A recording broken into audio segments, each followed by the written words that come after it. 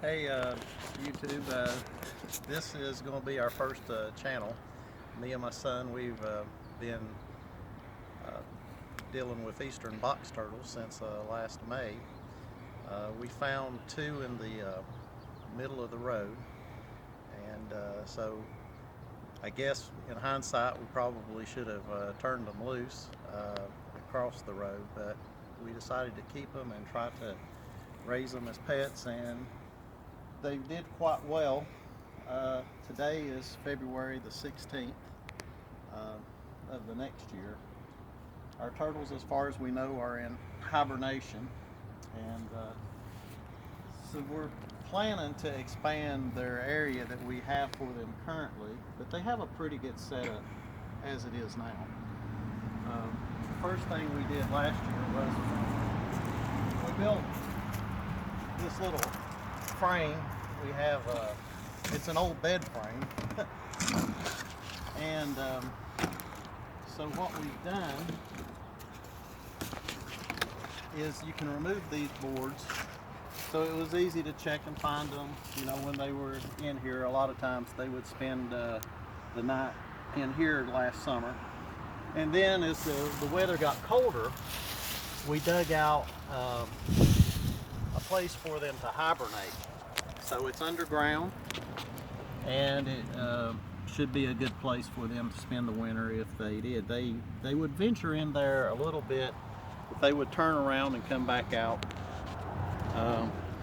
We just provided fresh water every day for them during the summer, and it's a warm day today, and so there's a chance that they may come out, and so from what we read, you need to have fresh water for them just in case they do. And we built this enclosure with chicken wire, and we got all the supplies for it at Home Depot. Upon further research of turtles, they say that they don't do as well if they can see outside like this, and we never did really notice our guys climbing on the fence and trying to escape, but we're going to try to make them something a little bit better where they can't see to the outside world quite as good, and we're going to make their enclosure a little bit bigger. Right here is where we have a male eastern box turtle, and he's hibernating in here. So we have a carpet remnant that we put over top. So underneath these leaves that we have piled, we have a lot of loose dirt from a garden. And then we took 2 tarps full of leaves placed on top so that it would provide a good place for them to dig in and spend the winter if they decided to hibernate there.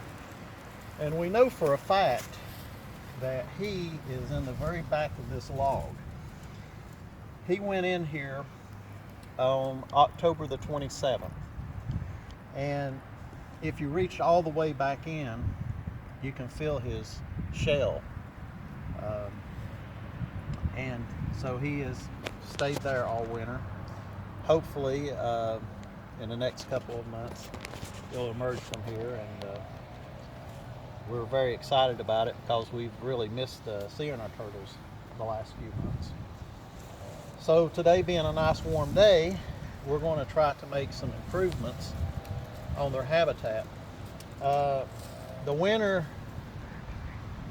got a little bit cold in Georgia this year. I think it was the coldest in the last 16 years. It got down to 9 or 10 degrees at one point, which I know a lot of people that live up north, that's not very exciting at all, but for here it was a big deal. But I've read where turtles can survive much colder temperatures, you know, hibernation with even less than the setup they have here, so we're optimistic that they're going to do fine.